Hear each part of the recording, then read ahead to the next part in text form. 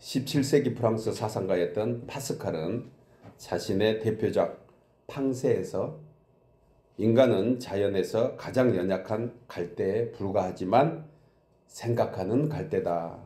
우리가 익히 잘 알고 있는 그러한 내용입니다. 시적이면서도 참으로 의미가 있는 표현입니다. 인간은 생각하는 갈대다. 좋은 일은 좋은 생각에서 시작하니 좋은 생각이 행복을 만들기도 합니다. 나쁜 생각은 나쁜 사람이 되고 스스로 불행한 일을 만들게 됩니다. 공감하십니까? 예. 그렇다면 여러분은 무슨 생각을 하십니까? 우리의 선택은 당연히 좋은 생각해야 합니다. 우리가 잘 아는 이스라엘 백성들 광야 생활에서 가장 실수했던 것이 잘못된 생각이었습니다. 나쁜 생각한 거죠. 나쁜 생각하면 나쁜 일이 일어났습니다. 좋은 생각하는 사람, 우리가 잘 아는 12정탐 중에 여호수아와 갈렙은 상황이 어떻든지 좋은 생각했습니다.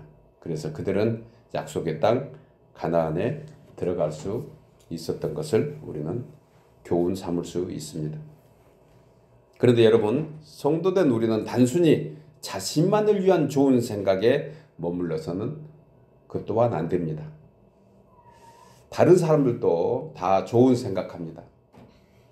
그런데 성도된 우리는 그 좋은 생각보다 더 좋은 생각을 해야 할 것입니다. 더 수준 높은 생각. 그 무슨 생각일까요? 하나님이 원하시는 생각, 하나님을 생각하는, 하나님이 기뻐하시는 생각. 주님이 우리에게 원하시는 것을 하는 그러한 생각으로 되어야 됩니다. 그러기 위해서는 예수님을 깊이 생각할 때 가능합니다. 오늘 본문에서 히브리 기자는 우리의 믿는 도리의 사도시며 대제사장이신 예수를 깊이 생각하라. 여기 깊이 생각하라, 이것은 고정시켜라, 그런 의미입니다. 그냥 생각하는 것에 머무르지 말고 고정해라. 끝까지 붙들어라. 그런 말씀 속의 의미를 우리는 생각하게 됩니다. 왜냐하면 성도로서 예수님을 깊이 생각하는 것은 너무도 당연한 신앙의 근본이지만 또한 주님을 생각할 수 있는 성도된 우리의 의무이며 주님을 생각하는 것이 우리의 권리이라는 것을 우리는 생각하며 기쁨으로 생각해야 하는 것이에요. 그래서 바울은 골로새서 3장 1절에서 너희가 그리스도와 함께 다시 살리심을 받았으면 위의 것을 생각하고 땅의 것을 생각하지 말라. 이는 너희가 죽었고 너희 생명이 그리스도와 함께 하나님 안에 감추어졌다고 말씀합니다.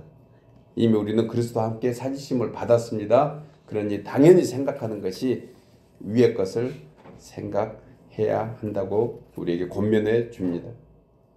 새 생명으로 드러난 성도된 우리는 하나님의 속한 자가 되었으므로 위의 것을 찾고 위의 것을 생각할 수 있는 사람이 되었으니 이 또한 우리에게는 권리이며 의무이며 은혜라는 것입니다. 왜냐하면 땅의 것으로는 우리가 이미 죽었기 때문에 우리는 땅의 것 생각할 수 있는 사람이 아닌 것을 다시 한번 우리가 깊이 알아야 합니다. 우리 생명이 그리스도와 함께 하나님 안에서 감추어졌다. 이것은 그리스도 안에서 옮겨졌다는 뜻이에요. 감추어졌다는 것은 하나님께 맡겨졌다. 무슨 말입니까? 세상과 이별한 이젠 세상과 상관없는 우리의 삶이 됐으니 우리는 할 수 있는 한이 아니고 무조건 위의 것을 생각해야 합니다. 여러분, 예수를 깊이 생각한다는 것은 예수님이 누구시며 나에 대해서 어떤 분이며 그리고 나는 주님에 대해서 어떤 사람인가 생각하는 것, 이것 또한 예수를 깊이 생각하는 우리의 목적이 되는 것입니다. 여러분, 예수님만 깊이 생각해도 우리의 모든 닥쳐있는 문제들이 해답을 얻고 해결될 줄 믿습니다. 예수님을 깊이 생각하는 그것이 우리 삶의 어찌 보면 가장 중요한 목표라는 것입니다. 오늘 저는 사순절 두 번째 주일을 맞이하면서 우리가 예수님을 어떻게, 왜 생각해야 하는가 좀 더 깊이 함께 생각하면서 본문을 통해서 세 가지로 은혜를 나누려고 합니다. 첫째로 예수님을 깊이 생각할 때 우리 믿음의 도리를 깨닫게 됩니다. 우리 나누어서 읽겠습니다. 예수님을 깊이 생각할 때 본문 1절에 그러므로 함께 하늘의 부르심을 받은 거룩한 형제들아 우리가 믿는 도리의 사도시며 대제사장이신 예수를 깊이 생각하라. 본절에서 믿음의 도리에 관하여 명확하게 말씀해 주고 있는데 무엇입니까? 하늘의 부르심을 받은 거룩한 성도인 거예요. 하늘의 부르심을 받은 거룩한 성도. 이것이 믿음의 도리의 기초입니다. 신학적으로 이것을 선택이라고 합니다. 하나님으로부터 선택되는 것을 의미하는 것인데 성도가 거룩한 이름을 갖게 된 것은 우리의 노력도 공로도 아닙니다. 오직 하나님의 택하심을 입었기 때문에 그리 된 것을 우리는 다시 한번 알 수 있습니다. 이것이 왜 중요할까요? 보십시오. 하나님이 우리를 선택한 것과 우리가 뭔가 잘해서 하나님의 선택을 받은 것과는 큰 차이가 있습니다.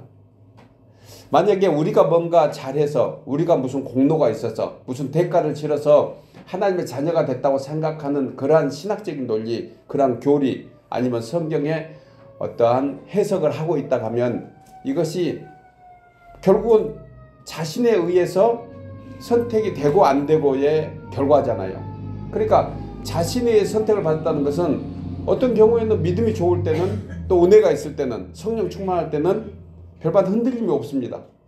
그런데 사람이 항상 그렇게 성령 충만하게 살 수 없잖아요. 때로는 다운되기도 하고 때로는 어떤 고난 때문에 하나님이 계신가 하는 그런 의문도 살 때 있을 정도로 우리 믿음이 그렇게 참 좌절될 때도 있는데 그럴 때면 가면 그럼 나는 선택을 받았나? 이렇게 선택조차도 의문하게 된다는 것이에요. 이건 구원하고 연관되는 것을 우리 잘 알잖아요.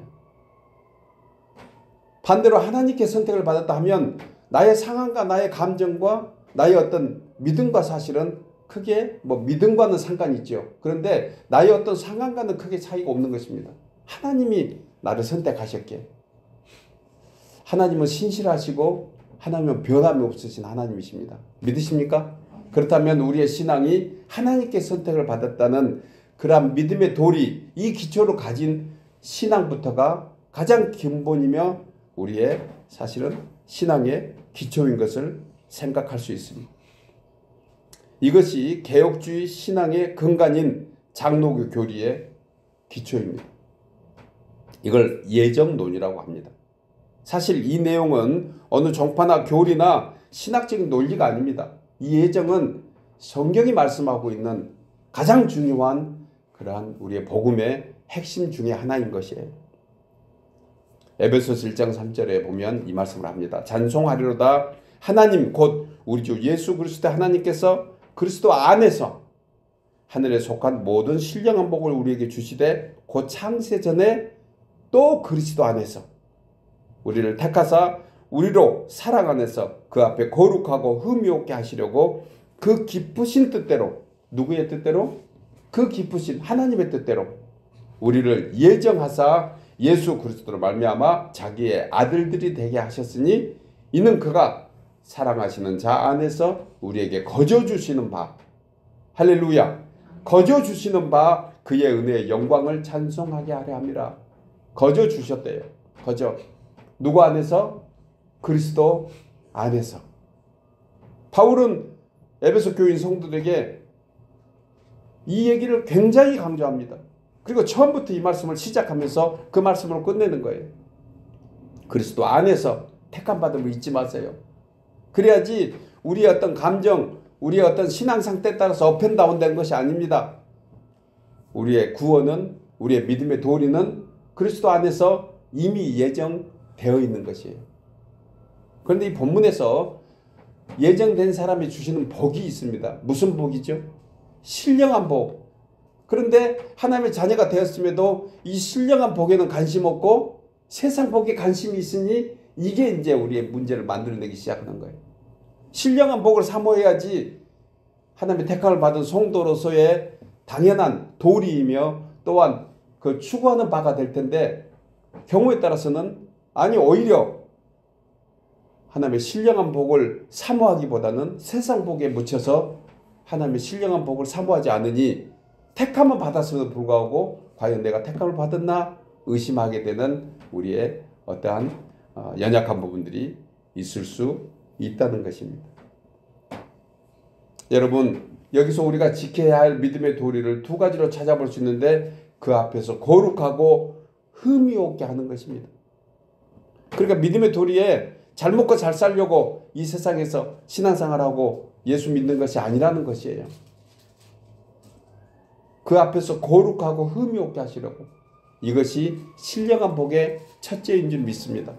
하나님의 자녀로, 거룩한 자녀로 우리를 만들어 주시려고 택한 것이에요. 그리고 또 하나 중요한 것은 그의 은혜의 영광을 찬송하는 것입니다. 믿으십니까? 그의 영광을 찬송하는 것이 믿는 도리의 어찌 보면 한 모습인 것을 오늘 사도 바울이 에베소 교회 성도들을 통해서 말씀해 주고 있는 것이에요. 이것이 우리 신앙의 목표가 되어야 됩니다. 성도에게 주시는 신령한 복이 바로 이 안에 있는 것이에요. 거룩과 영광의 찬송. 웨스트민스터 소요리 문답, 사람의 제일 되는 목적. 이것은 신앙인에게만 주는 말이 아닙니다. 우리로 얘기하면 하나님의 법도예요. 웨스트민스터 소요리 문답. 첫 번째, 사람의 제일 되는 목적. 사람이 왜 사람인가? 이 첫 번째 목적이 무엇이냐면 하나님을 영화롭게 하는 것과 영원토록 그를 즐거워하는 것이다. 이게 바로 찬송입니다. 여러분, 사람이 무엇으로 어떻게 하나님을 영화롭게 할까요? 우리가 뭔가 잘해서 하나님을 자랑하면 주님이 영화롭게 되실까요? 물론 소극적인 부분에서는 그렇게 되는 거죠. 다른 사람보다 조금 더 좀 나은 어떤 모습을 보고 있으면 내가 하나님 은혜로 이렇게 됐습니다. 뭐 이것도 필요합니다. 이 간증이 아니라는 거 아니에요. 그러나 근본적인 하나님의 영화는 택함을 입은 거룩한 백성이 예수님 앞에 온전히 거룩해지는 것입니다. 이것이 하나님의 은혜의 목적이고, 그리고 그곳에 빛나는 주의 영광을 바라보며 찬송하며 경배드리는 것입니다. 이건 사람에게 비춰지는 것이 아니다. 하나님을 영화롭게 하는 것은 하나님과 나와의 관계에서다 라는 것을 우리는 생각하게 됩니다. 여러분, 믿음의 도리란 이 같은 은혜를 고백하는 것입니다. 하나님의 자녀된 것의 고백이 믿음의 도리의 가장 근간이에요.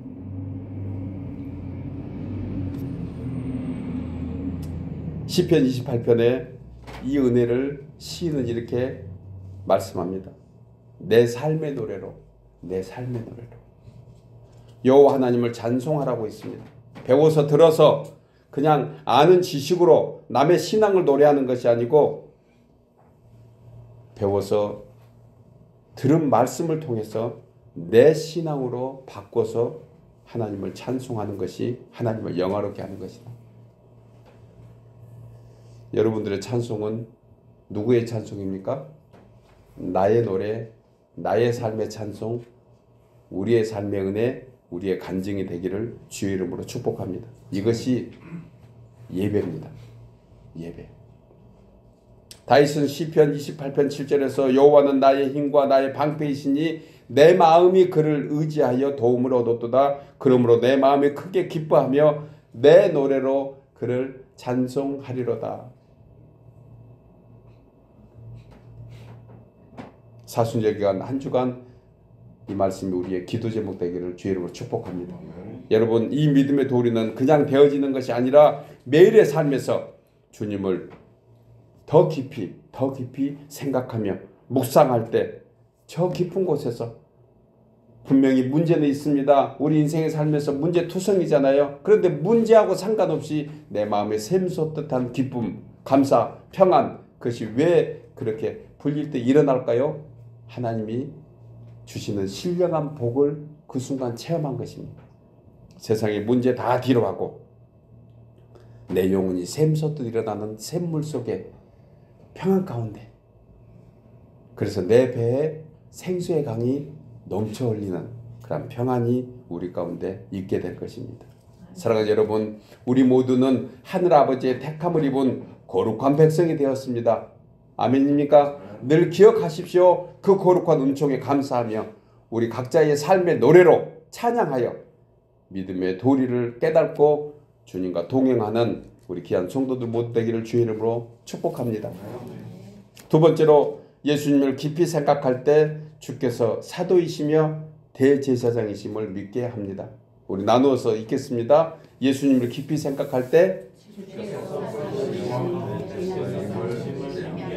본문 1절 다시 한번 봅니다. 그러므로 함께 하늘에 부르심을 받은 거룩한 형제들아, 우리가 믿는 도리의 사도이시며 대제사장이신 예수를 깊이 생각하라. 본절에서 히브리 기자는 예수님은 우리가 믿는 도리의 사도이시며 대제사장이라고 소개합니다. 여기서 말씀하는 믿는 도리는 예수님이 하나님의 아들이심을 고백하는 거예요. 여기서 말씀하는 것은 예수님이 하나님의 아들이심을 고백하는 거다. 예수님의 제자 중에 이 고백을 해서 크게 칭찬받은 제자가 있습니다. 누구죠? 베드로예요.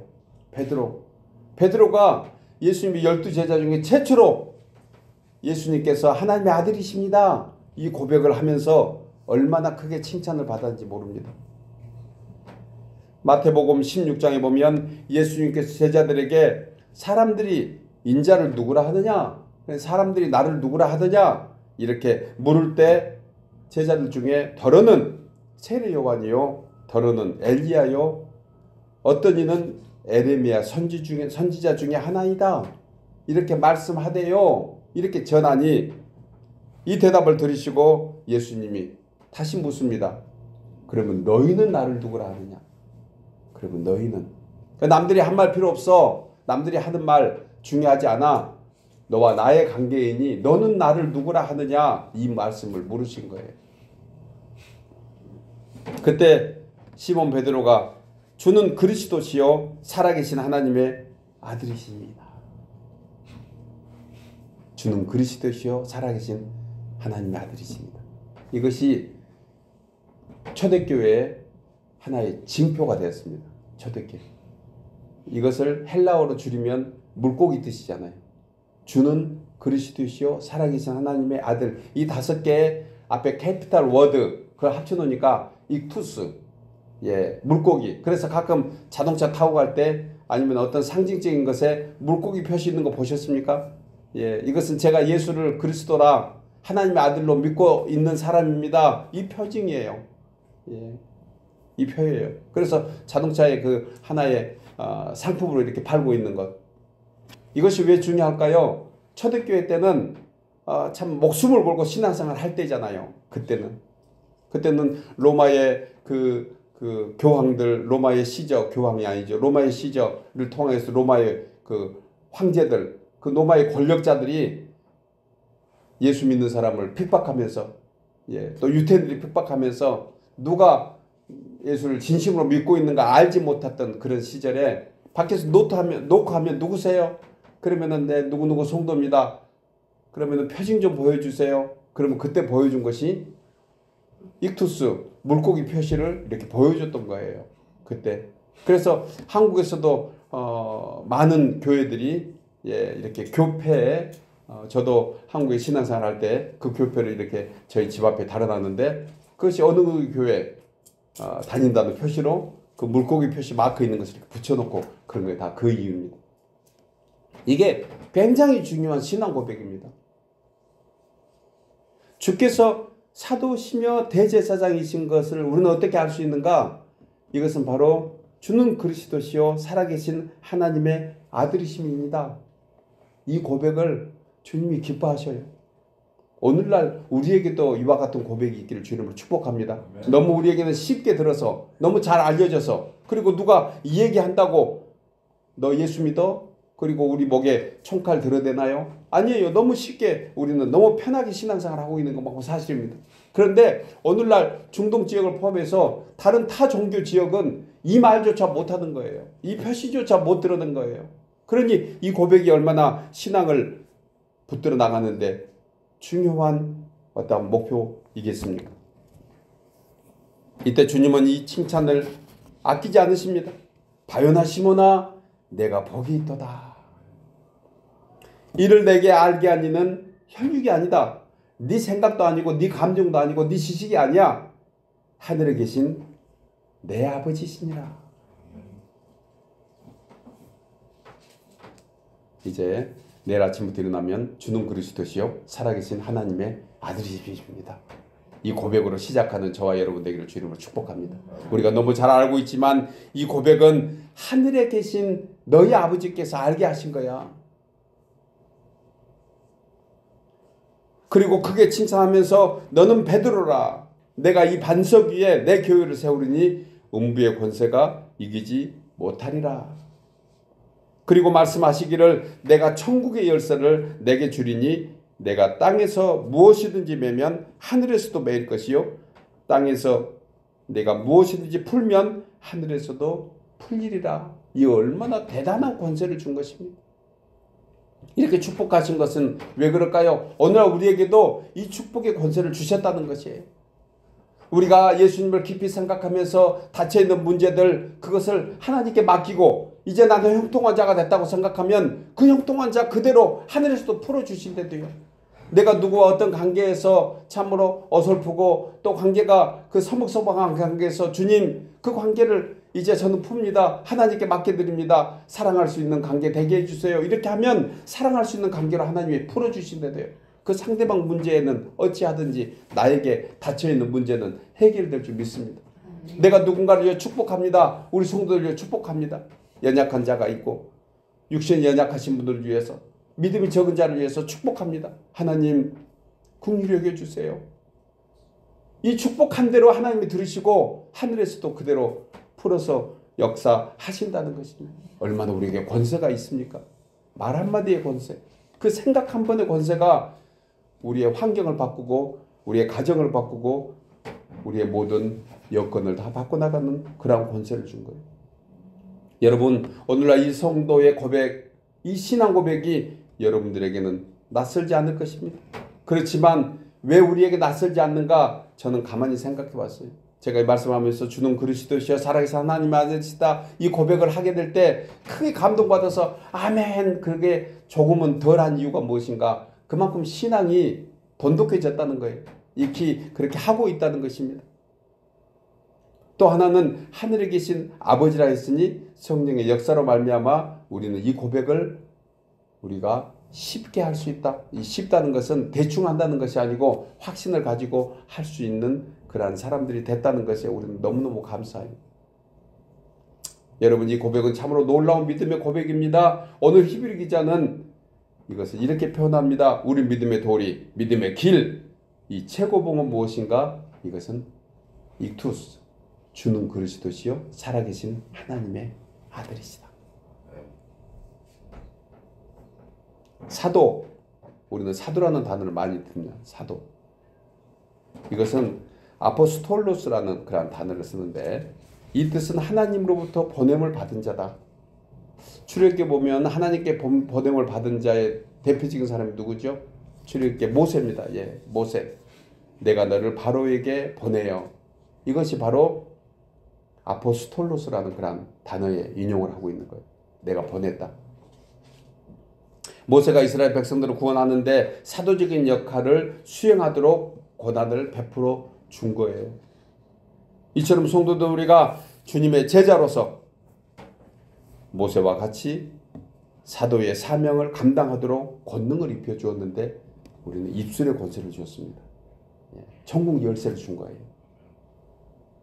이 내용을 베드로전서 2장 9절에서 너희는 택하신 족속이요 왕같은 제사장들이요 거룩한 나라요 그의 소유된 백성이니 이는 너희를 어두운 데서 불러내어 그의 기이한 빛에 들어가게 하신 이의 아름다운 덕을 선포하게 하려 하심이라.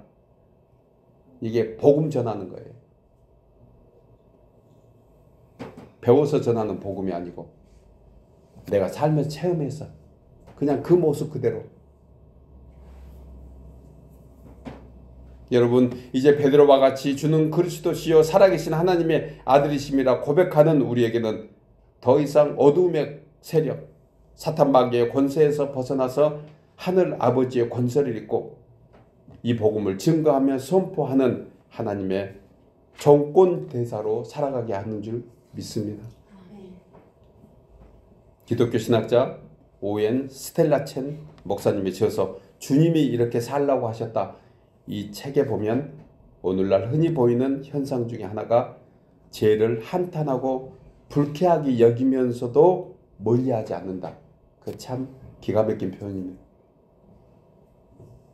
이 오웬 목사님이 지금 목사님이시거든요. 이 목사님이 표현을 기가 막히게 하는 것 같아요. 오늘날 흔히 보는 현상 중에 죄를 한탄하고 불쾌하게 여겨요. 죄를 좋아하는 사람 누가 있습니까? 그러면서도 멀리는 하지 않는다. 그리고 올무에 빠진 줄 알면서도 끊을 생각조차 하지 않는다. 그러나 죄는 실망을, 거룩함은 기쁨을 안겨준다. 그러니까 내가 실망하고 좌절하고 낙심하면 죄 가운데 있는 겁니다. 내가 기쁘고 감사하고, 우리가 비록 소용돌이 치는 죄 해오리바람의 지금 중심에 있지만 분명히 태풍의 눈 안에 있는 것만큼은 사실이에요. 태풍의 눈, 해오리치는 그 폭우 속에서 어릴 때 제가 기억납니다. 지금은 조금 날씨 기후가 조금 이렇게 예전 같지는 않다는 생각이 드는 것이, 그전에는요 태풍이 지나가면서 그냥 반짝 햇빛 내렸던 그런 기억나십니까? 예, 가운데 태풍의 눈이 그렇게 만든다고 그래. 그때는 굉장히 맑은 날이 있어가지고 어릴 때 막 그 눅눅한 이불 같은 거, 이것을 저도 그렇게 그 태풍의 눈 사이 그 밝은 그 햇빛 비추느라고 그렇게 열었던 그렇게 기억이 납니다. 이거 무슨 얘기입니까? 우리는 항상 태풍의 눈 속에 있구나, 그렇게 생각하면 돼요. 언제라도 태풍 눈 밖에 벗어나면 그 해오리치는 태풍 폭우 속에 말려 해오리처럼 돌아갈 수밖에 없는데, 우리는 항상 주님의 밝은 빛 가운데, 비록 우리의 환경과 우리의 처지와 우리의 모습들은 태풍 속에 있는 것 같지만 그 태풍의 눈 가운데 항상 밝은 빛 가운데 살게 되는 줄 믿습니다. 이 말씀을 시편 15편 11절에서 이렇게 얘기합니다. 주께서 생명의 길을 내게 보이시리니 주의 앞에는 충만한 기쁨이 있고 주의 오른쪽에는 영원한 즐거움이 있나이다. 태풍의 눈 생각하면 좋을 것 같아요.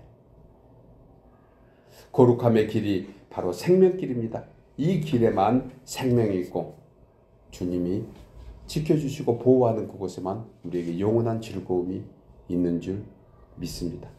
사랑하는 여러분, 주홍 같은 우리의 죄가 흰눈처럼 깨끗함을 입고 세상에서 구별된 하나님의 자녀로 살아갈 수 있는 방법, 그것이 무엇일까? 사도이시며 대제사장이신 예수, 그 주님께서 하늘 보좌를 버리시고 이 낮고 천한 나를 위하여 친히 십자가에 죽으시고 친히 물과 피를 흘려주심으로 우리는 더욱 주님을 깊이 생각하며 주님과 살아가는 귀한 사람 된 것을 믿고 이 귀한 묵상의 한 주간 되기를 주의 이름으로 축복합니다. 마지막 세 번째로, 예수님을 깊이 생각할 때 우리의 소망과 확신과 자랑을 끝까지 굳게 잡게 됩니다. 우리 나누어서 읽겠습니다. 예수님을 깊이 생각할 때 우리의 소망과 확신과 자랑을 끝까지 굳게 잡게 됩니다. 본문 6절에 그리스도는 하나님의 집을 맡은 아들로서 그와 같이 하셨으니 우리가 소망의 확신과 자랑을 끝까지 굳게 잡고 있으면 우리는 그의 집이라. 본문 2절부터 6절까지 집에 관한 말씀을 히브리 기자가 비유적으로 해주고 있습니다. 집에 관한 얘기를. 2절에 보면 모세가 하나님의 온 집에서 한 것 같이, 3절에 집 지은 자가 그 집보다 더욱더 존귀한 같이, 4절에 집마다 지은 이가 있으니, 5절에 하나님의 온 집에서 종으로서 신실하였고, 모세가 그랬다는 겁니다. 그리고 6절에 그리스도는 하나님의 집을 맡은 아들로서 그와 같이 하셨으니 라고 했습니다. 본문에서 히브리 기자가 하나님에 대한 예수님의 충성과 모세의 충성을 비유하면서 이렇게 말씀한 거예요. 왜 비교했을까? 히브리 기자가 그 당시에 이 말씀을 쓰게 된 것은, 쓴 상황에서는 유대인들이 많이 성도로 있었거든요. 그 유대인들의 표상이 뭐냐면 모세가 가장 대표적인 표징이었습니다. 그리고 나라는 다윗의 왕이 가장 귀한 나라였어요. 그러니까 유대인에게 개념에서는 모세만큼한 지도자가 없었고 다윗만큼은 왕성한 나라가 없었습니다. 오늘날 이스라엘의 국기가 무슨 표시인지 아십니까? 다윗의 별이에요. 그래서 가운데 별 하나에만 있잖아요. 이스라엘의 국기는. 지금도 오늘날도 거기서 못 벗어날 거예요. 다윗의 별이 아니고 하나님의 별이어야 될 줄 믿습니다. 예수님의 별로 바뀌어야 되는데 그들이 그 모세와 다윗에 대한 그 추억을 잊지 못하니까 히브리 기자가 지금 모세를 드러내서 비유적으로 설명한 거예요. 비유적으로.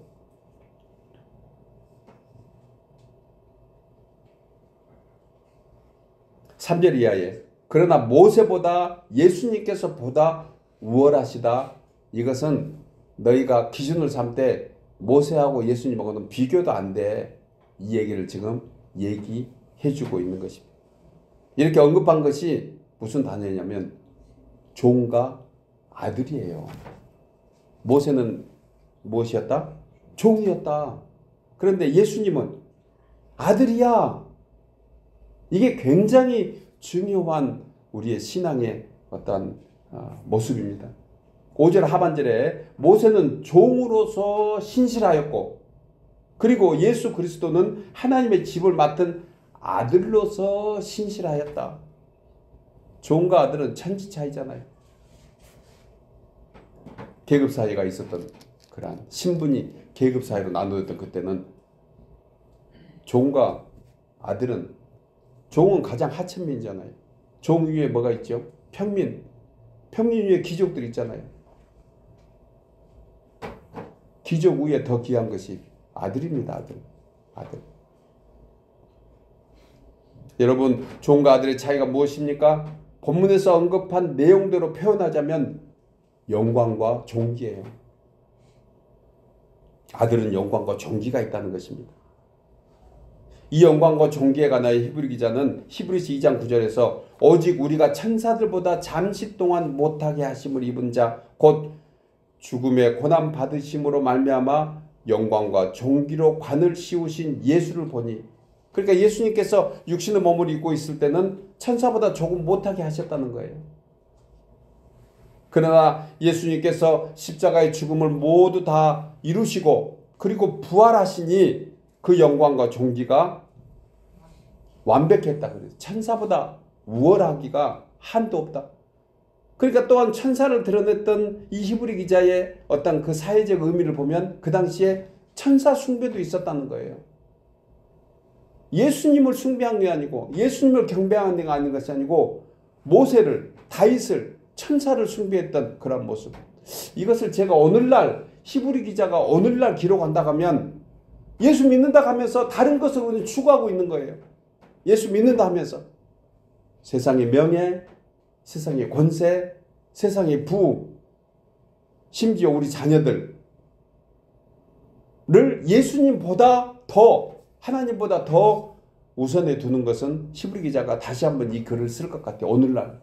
그 당시에는 천사들 아니면 유태인들이 그렇게 좋아하는 모세 아니면 다윗에 비교했던 것이라 하면 오늘날 우리에게 다시 비교할 수 있는 것입니까? 과연 나에게는 예수님보다 더 중하게 생각하는 것이 무엇인가? 이것을 우리에게 교훈해 주고 있는 것입니다. 이런 것은 하등에 지나가는 바람에 불과하다. 예수님만이 영광과 존귀의 관을 입으신 분이라는 것을 우리가 알게 됩니다. 여러분, 인간이 스스로의 의지와 노력으로 세운 공적의 영광과 존귀는 지나가는 바람에 불과합니다. 우리 스스로 영광을 만들어내는 거 얼마나 많이 있습니까? 솔직히. 이거 바람이면서 머리 위에 세운 성과 같은 한낱 물거품에 불과해요. 왜냐하면 이런 의미의 대부분은 인간의 욕망에서 자신을 위한 목적의 공적이기 때문에 그렇습니다. 사실. 여러분, 공든탑이 무너진다 얘기 들으셨습니까? 잘 아시잖아요. 공든탑 무너진대. 이게 세상 욕망에서 쌓아진 탑을 얘기하거든요. 제가 이 속담을 생각하는 순간 하나의 탑이 생각났습니다. 무엇이 있을 것 같아요?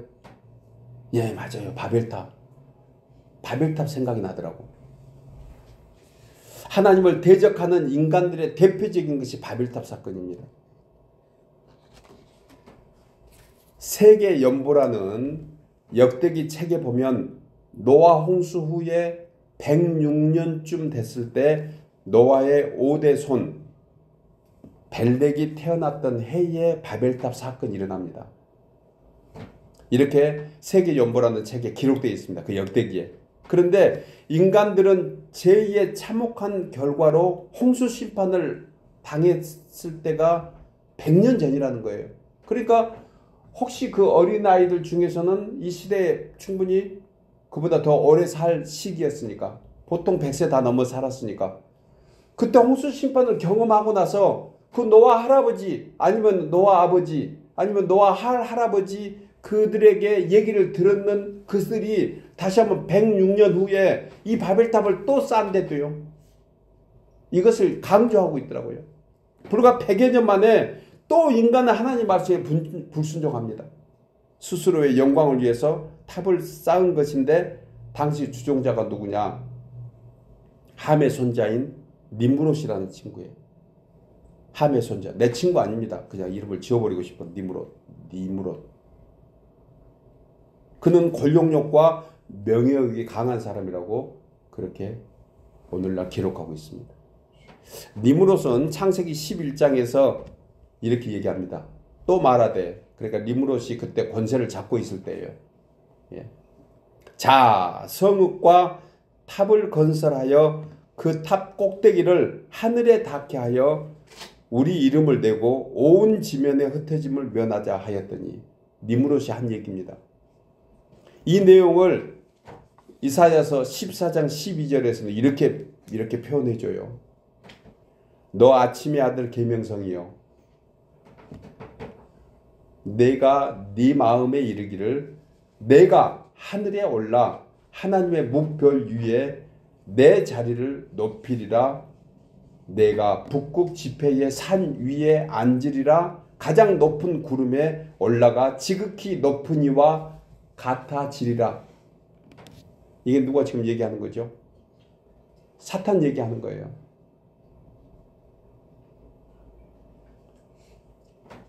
계명성을 라틴어 성경에서는 빛나는 자리라고 있습니다. 이것은 사탄 루시퍼를 얘기하는 거예요. 바벨탑을 오늘날 쌓게 하는 것은 사탄 루시퍼가 하는 짓거리입니다. 우리의 공적. 하나님을 대신하자 이거예요. 스스로 높아지면 하나님의 영광을 가로챈 루시퍼. 저 무적행 깊은 암흑 속에 지금 갇혀 있지만 잠시 풀려났다 이렇게 얘기합니다. 마지막 때가 돼서. 여러분, 바벨탑의 제약성을 크게 두 가지로 볼 수 있는데, 우리 이름을 내고, 우리 이름을 내면요 바벨탑입니다. 그리고 온 지면의 흩어짐을 면하자 이거예요. 우리의 이름을 낸다는 것은 하나님 없이 살겠다. 하나님의 영광 내가 가르쳐야겠다. 이거 사탄짓 하고 있는 거잖아요. 이거 불신앙의 대명사입니다. 사사기의 교훈처럼 사람이 각기 자기의 소견에 옳은 대로 행하면서 사는 것이 우리의 이름 내는 거예요. 또한 저들이 바벨탑을 세운 목적은요, 사실 외형적으로는 홍수를 대비하자. 그래 높이 탑을 쌓아서 거기서 우리가 이제 홍수가 오더라도 다 살아나자. 지금 그 의미로 해석하는 그런 부분도 있는데 아닙니다. 사람들이 흩어지지 않고 서로 모여있게 하는 것은 하나님이 원하는 뜻이 아니었어요. 하나님은 흩어지도록 했습니다.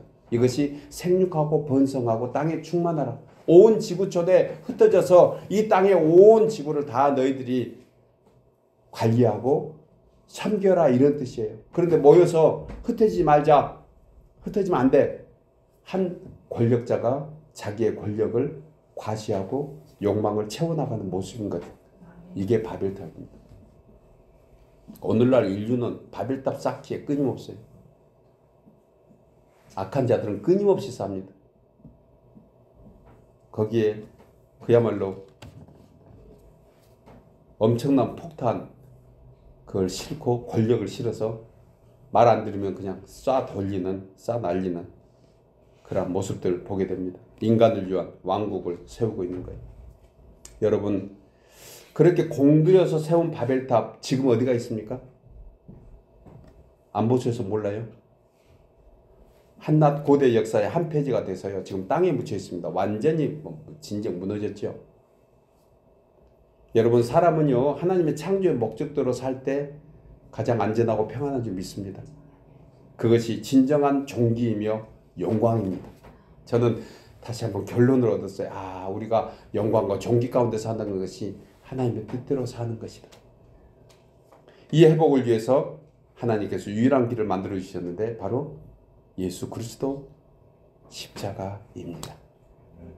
사랑하는 여러분, 이제 우리는 죽음의 고난 받으심을 말미암아 영광과 존귀로 관을 씌우신 예수를 바라봐야 합니다. 그 안에 우리의 영광과 존귀 또한 있기 때문에 그렇습니다. 이것이 예수를 믿는 우리의 소망이며 확신이며 자랑이로 알고 이 예수 십자가 자랑하면서 끝까지 흔들리지 말고 주의 십자가 견고히 붙잡고 살아가는 우리 모두 되기를 주의 이름으로 축복합니다.